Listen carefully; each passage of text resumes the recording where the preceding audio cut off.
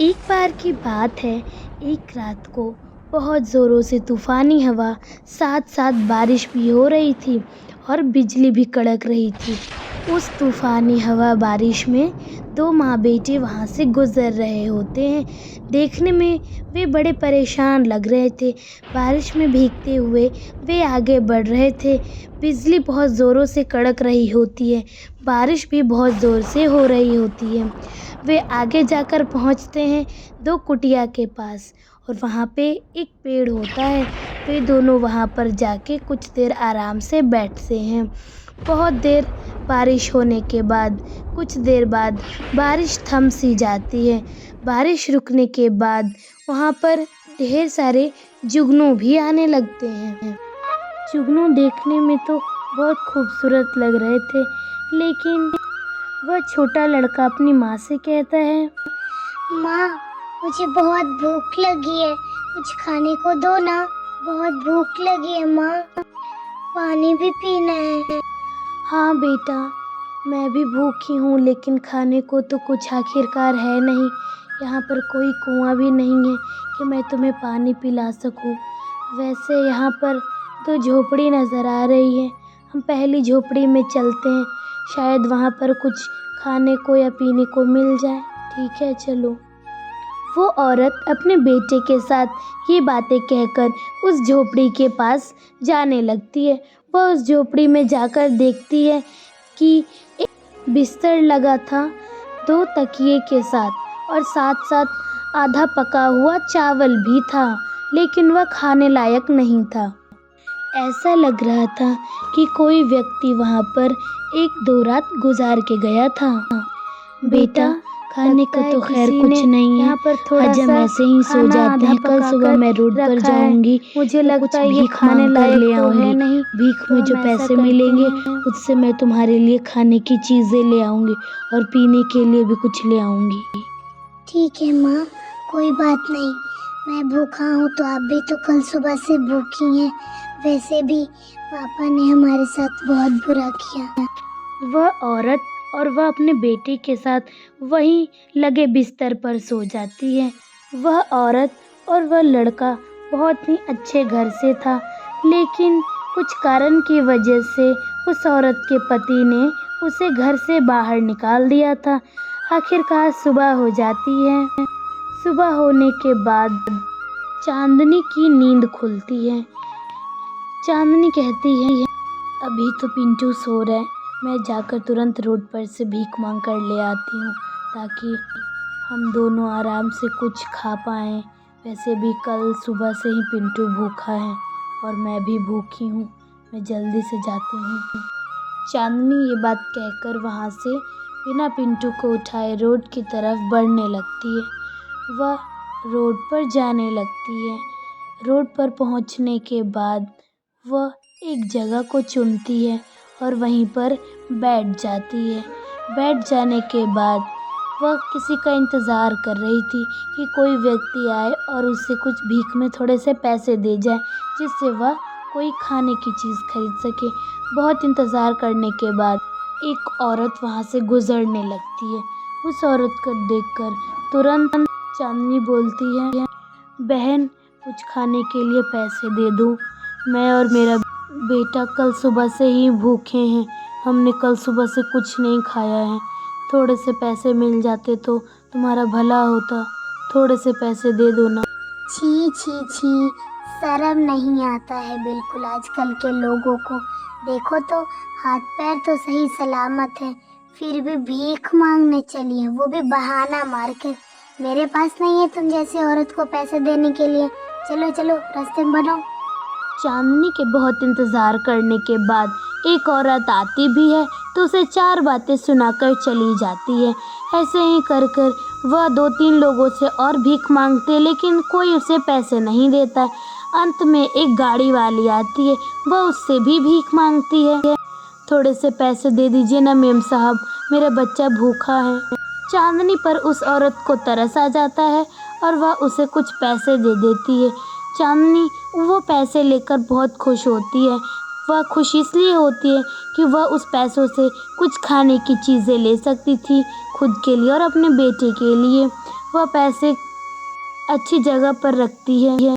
अब मैं चलती हूँ, कुछ सामान खरीदूंगी अपने बेटे के लिए। वैसे भी कल से हम दोनों ही भूखे हैं। चांदनी वो पैसे अपने पास अच्छे से सही सलामत रखकर वहाँ से गुजरने लगती है। वह अपने घर के पास पहुँचती है। वह घर के पास जा रही थी। वह देखती है कि एक बूढ़ी औरत उस पेड़ के पास बैठी होती है। वह पूछती है, क्या हुआ दादी माँ, आप यहाँ पर क्यों बैठी हैं? मैं आपकी कोई मदद कर सकती हूँ? बताइए, मैं मदद करूँगी आपकी। बड़ी निराश हैं आप। वो ऐसी बात है, मेरे बेटे बहू ने मुझे घर से निकाल दिया है और मैं बहुत दिनों से भूखी हूँ। कुछ पैसे मिल जाते तो मैं उससे कुछ खरीद सकती थी। थोड़े से पैसे मुझे दे दो ना, बहुत दिनों से भूखी हूँ।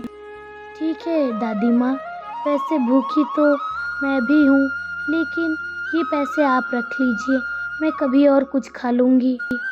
तुम्हारा बहुत बहुत धन्यवाद। अब मैं इस पैसों से कुछ खरीद कर खा पाऊँगी। बहुत भूख लगी है मुझे।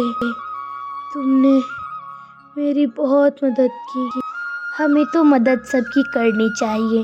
वैसे भी मैंने तो इंसानियत के चलते आपकी मदद की है। चांदनी ये बात कह ही रही होती है, तभी वो औरत एक सुंदर स्त्री में बदल जाती है। ये सब देखकर चांदनी बहुत ही डर जाती है और वह पूछती है, आप कौन हैं? घबराओ नहीं चांदनी, मैं बुरी औरत नहीं हूँ। मैंने तो तुम्हारी ईमानदारी देखकर मैंने सोचा कि मैं तुमसे एक परीक्षा लूँ और तुम उस परीक्षा में सफल हो गई। मैं तो इस जंगल की देवी हूँ।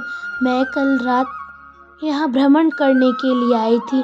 मैंने देखा कि तुम और तुम्हारा बेटा यहाँ पर बैठे थे, तो मैंने सोचा कि तुम्हारी परीक्षा ली जाए। लेकिन तुम दोनों यहाँ पर क्यों बैठे थे?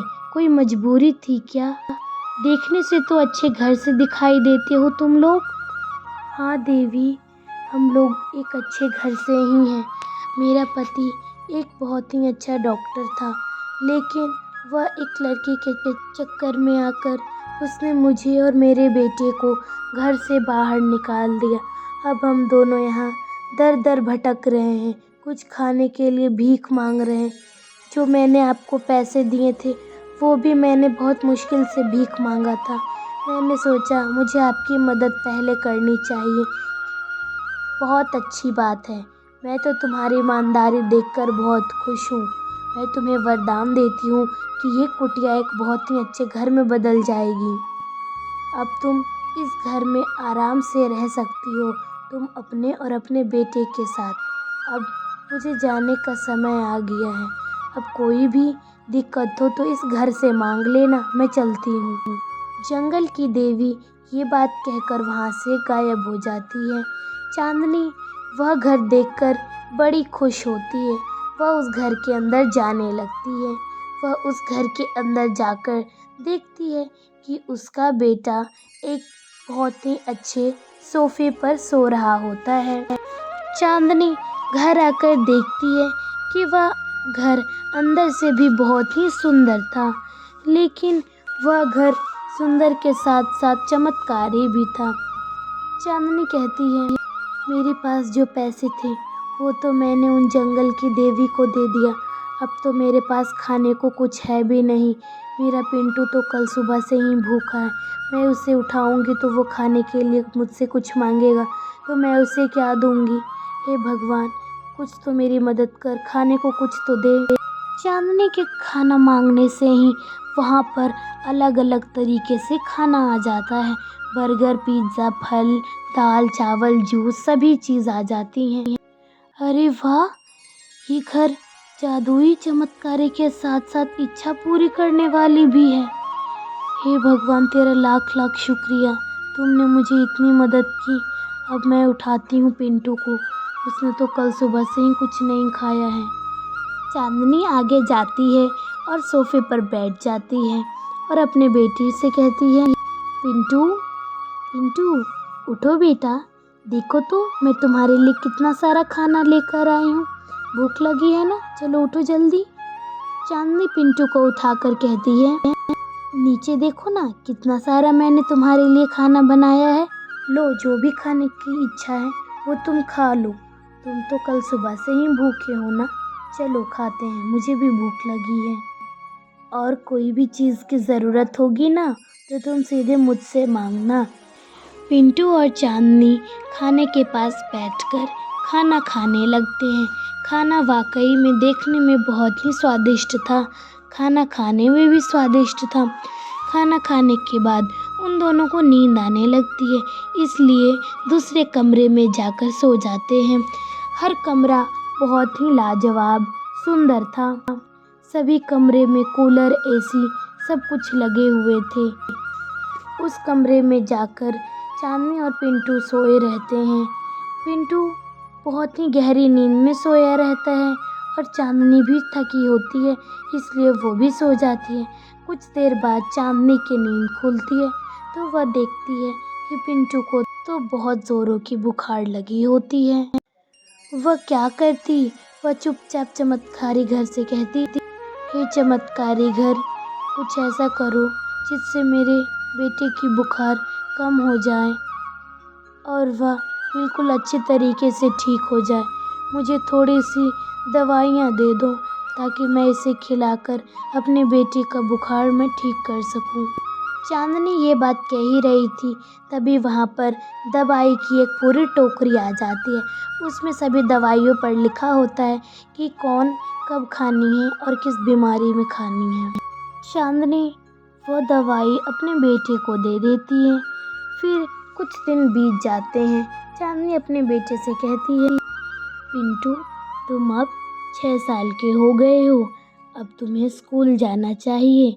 मैंने तुम्हारे लिए स्कूल की किताबें, ड्रेस और बैग ला कर रखा है। सच माँ, मैं भी स्कूल जाऊंगा। आपने मेरी ड्रेस कमरे में रखी है ना, मैं उसे तुरंत पहन कर आता हूँ। पिंटू वहाँ से जाता है और चुपचाप तैयार होकर चला जाता है। वह बैग अपने कंधे पर डाल के आता है। ये सब देखकर बहुत खुश होती है चांदनी और चांदनी कहती है, पिंटू, मैंने तुम्हें बहुत ही मुश्किल से स्कूल में भेजना शुरू किया है। अब तुम मन लगाकर पढ़ाई करना और एक बहुत ही अच्छा इंसान बनना। अपने पिता की तरह नहीं तुम्हें बनना है। तुम्हें सबकी इज्जत करनी होगी, चाहे वो बड़ा हो या छोटा। और तुम मेरा नाम रोशन करना एक आईएएस ऑफिसर बनकर। सच्चे आईएएस ऑफिसर बनना, ठीक है? अब स्कूल जाना है तुम्हें रोज़। तो इस कहानी से हमें ये सीख मिलती है कि हमें हमेशा दूसरों की मदद करनी चाहिए। अब पता नहीं उस मदद में हमारी भी कोई भलाई छुपी हो। सब्सक्राइब।